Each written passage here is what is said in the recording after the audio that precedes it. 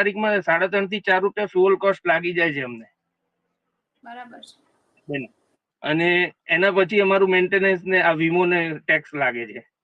Plus અમુક ગાડીઓ private ગાડીઓ ફરે છે, એટલે જો અમે કોઈ ગુનો નથી કર્યો કે અમે આ સરકારને આટલો મોટો ટેક્સ આપીએ છીએ. રોડ ટેક્સ અમારો દર 3જા વર્ષે કે 5મા વર્ષે અમારું પાસિંગ આવે છે.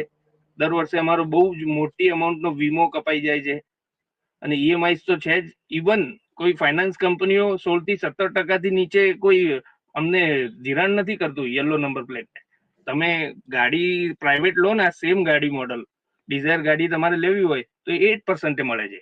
હું ડબલ વ્યાજ ચૂકવું છું બેંકોને પણ. એટલે આ મારું જીવન ડેડિકેટેડ ટુ બેંકો અને સરકારના ટેક્સીસ ભરવા માટે જ છે એવું થયું. અને એમાંય પાછું પેલો 30-35 રૂપિયા લઈ જાય, એટલે માણસ હારી જાય છે બેન.